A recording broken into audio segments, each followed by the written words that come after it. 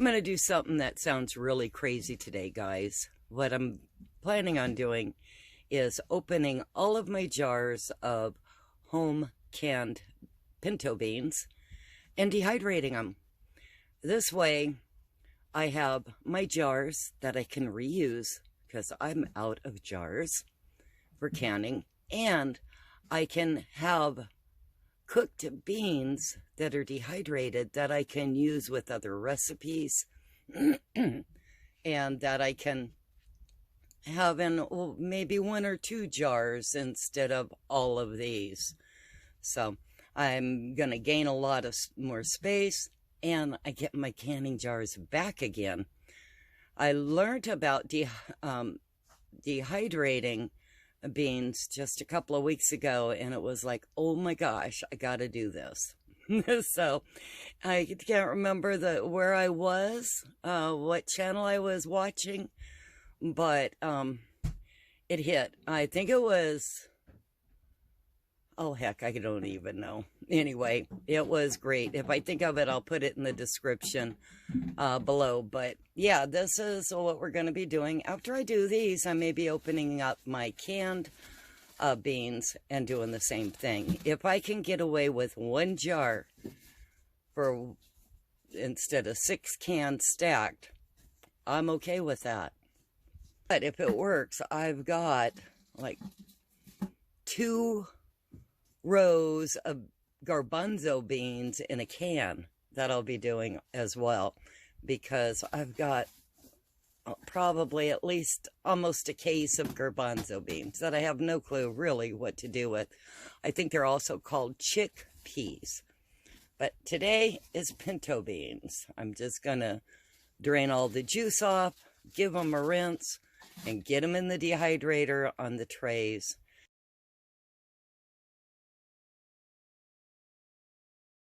I'll be working on this these trays, and I'll bring you back when I get those done. Less is not always a great idea, but in this case, yeah, I think it's going to be okay, because hopefully my dehydrating will get done quicker this way if I can have them as thinly laid out as possible. So, bring you back. Okay, I finished this last tray, and altogether I got 9 trays of beans and ham to dehydrate.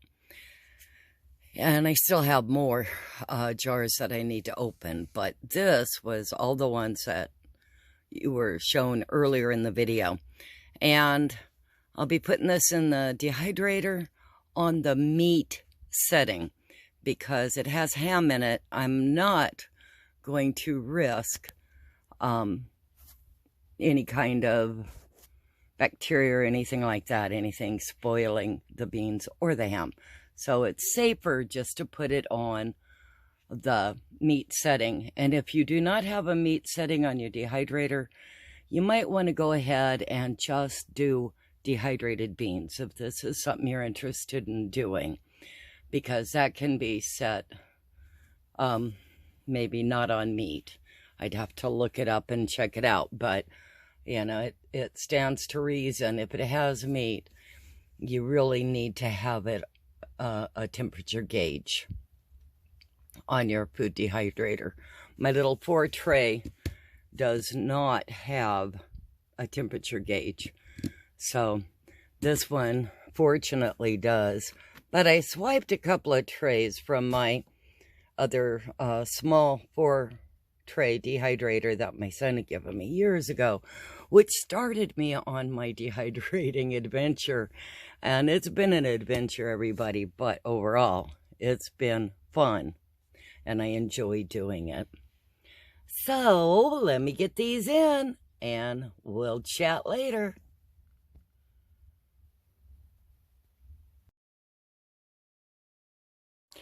Here you have it. These are my dehydrated ham and pinto beans.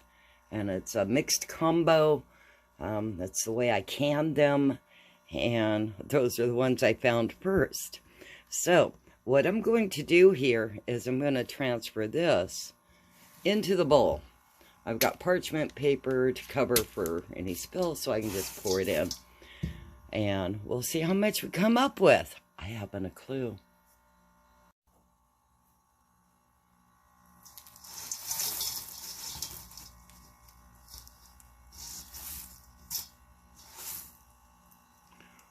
See, it was easy. And it's all nice and dry. See? So, and there's a bean there. And it just crumbles. So, these can be rehydrated, or I can actually powder them. But I've got about 5, maybe 6 more trays to go. Hey, looks like I have 4 quarts of beans. And these are my dehydrated beans. And, of course, I had to get my coffee cup because it's a great scooper. See? And we're going to see how many quart jars I get. Probably 4 jars. Because that says 40 quarts here. See? So now, we'll see. You know, and even if I did all these in the quart jars, it's a whole lot better than having 12 quart jars. So even if it takes 4 of these to fill it up, it's a whole heck of a lot better, especially when you're limited in space, to have 4 instead of 12. Okay, so let's see. Voila. And that's full. And I'm going to suck the air out. Actually, I'm going to have Rob do that for me. And we're filling up another one.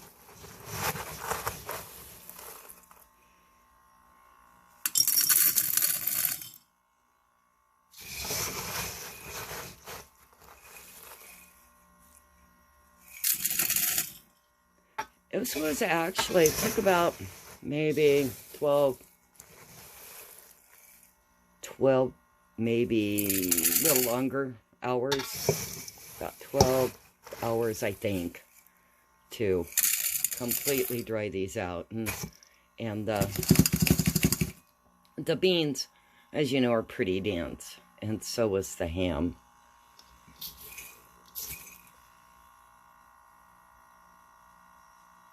These are used lids. So I'll take some alcohol, clean them up, relabel, and you just rub it off and right over it. And then what I'll do is use the Seal-A-Meal sealer for this type of jar. So and that's a regular, these are regular lids. And this is the wide mouth lid. Looks like we got 4 quarts and a little bit more. Back in the kitchen, I decided I'm going to go ahead and powder this. Make at least these 2 jars. Oh, that way I can test it and see if I like it that way, like the beans done that way. Grinding. Okay, won't make you suffer through that. Oh, this is all of it. Yep, leave it to me. I made a mess.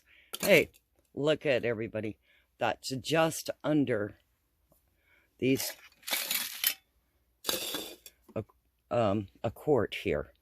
And I had a full quart of beans and some left over in the 1.5 pint jar here. And it looks good. Here we have the 3 quarts of pinto beans and ham. On top here is 1 quart and maybe a fourth of a 1.5 pint jar, about 1 cup of the beans we had left over. And it didn't even make a full quart. See? So there's well over a quart there, all ground up in here. If you enjoy our videos, please like, subscribe, and share. Also, if you like off-grid projects, go ahead and ring that bell. Love to see you. Bye.